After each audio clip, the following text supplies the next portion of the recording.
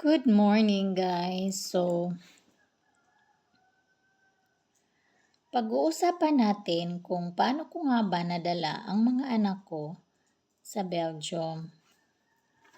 At doon na nga sila nag-aral ngayon ng seniors high. So, pinakauna namin ginawa is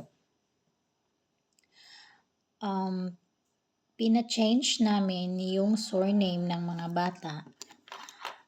Pinasunod namin sa apelyado ng asawa ko. Tapos, yung proseso ng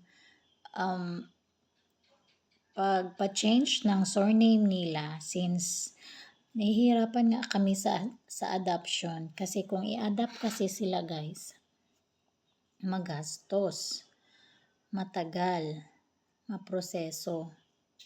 Tapos ewan ko baka hanapin pa yung kanilang mga ama. So ngayon, ang ginawa namin is nagpagawa kami ng paternity attest na sinasabi nga doon ng asawa ko na siya yung papa. So, bali, inako niya yung mga anak ko. So, bali, siya yung inako niya yung pagkatatay.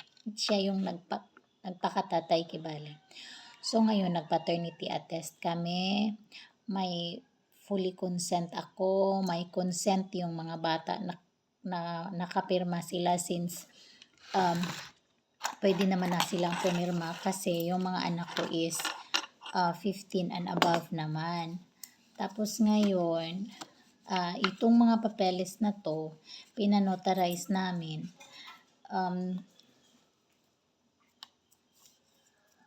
Anong tawag dito? Dinala ko ngayon sa LCR kung saan sila nakaregister.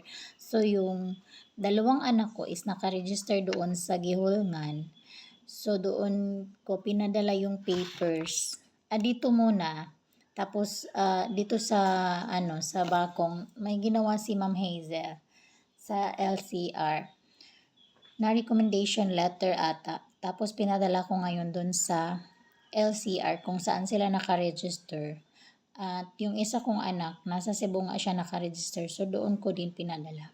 Ngayon, pagkatapos nun, yung LCR na mismo, yung magpadala ng mga necessary papers na binigay mo sa kanila dun sa PSA Manila. So, after a month, pwede mo nang makuha yung bagong birth certificate na may acknowledgement na. Note guys ha, hindi nababago yung apelyido, hindi nababago nila yung birth certificate. Kung anong nakasulat doon, yun na yun.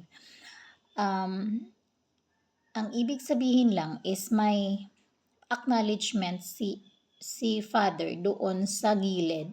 In additional lang nila doon sa gilid ng birth certificate na na-acknowledge na nga yung bata. So, pwede niya na dalhin yung apelyado ng nag-acknowledge na tatay.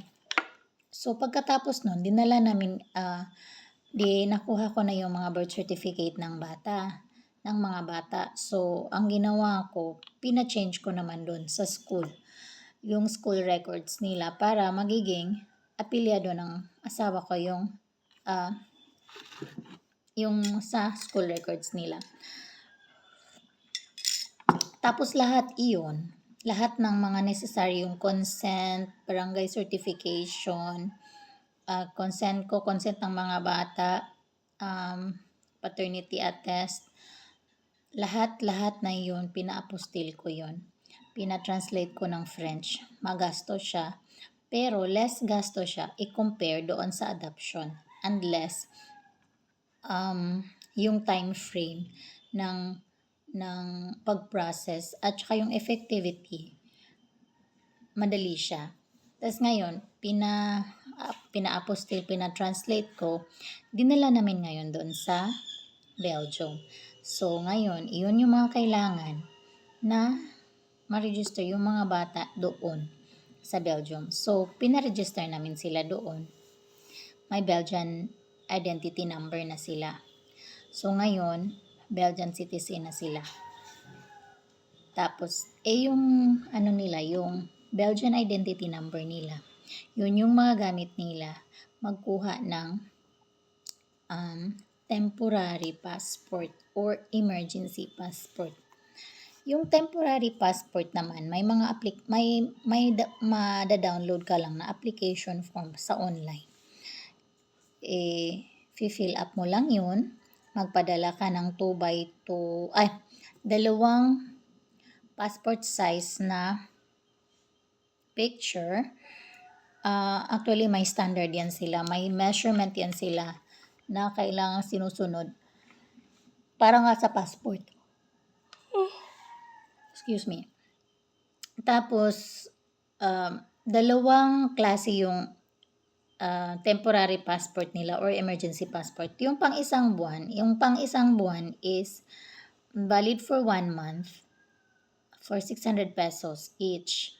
Yung validity 1 year is 3,000 pesos each. So, yung kinuha namin is yung 1 month since lalarga naman na kami.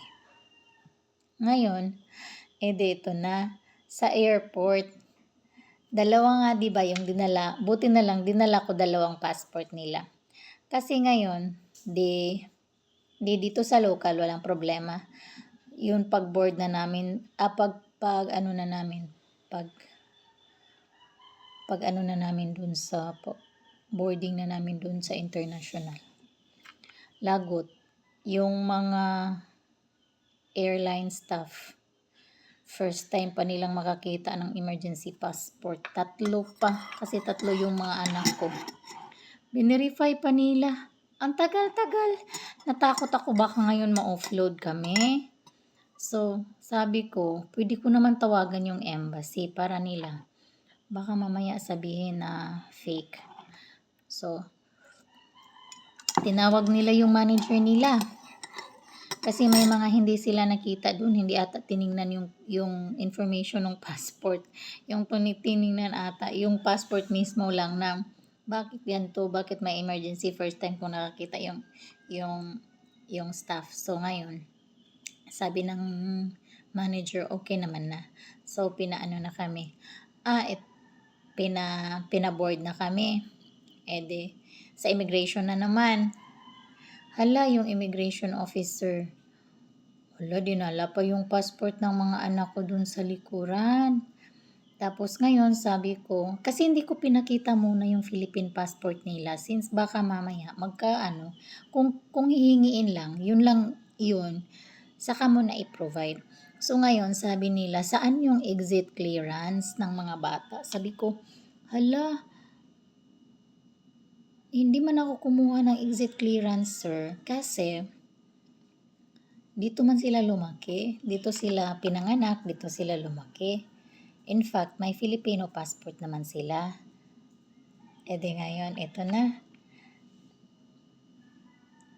Luckily, dinala ko yung Filipino passport nila. Pinalabas kami. Doon na naman sa immigration, pag-enter namin sa Belgium. Since ito nga, parang unusual yung gumagamit kasi ng emergency passport. Pag doon, wala naman silang problema. Kaya lang, magkatangkaran or mas matangkad pa yung mga anak ko sa akin. Sabi niya, mga anak mo ba talaga sila? Kala siguro magkapatid lang kami. Pero ayun, very funny experience. Pero ayun na guys, namimiss ko sila kasi pumunta kami noong June 11. Ano na ngayon, September. Magti 3 months na sila ngayong 11. Nakakamiss. Pero for the future, laban lang. Pag may mga tanong kayo tungkol sa mga legalization na ganyan, try nyo lang itanong sa akin, sasagutin ko. Kasi baka may mga hindi ako na-mention. Kasi ano lang to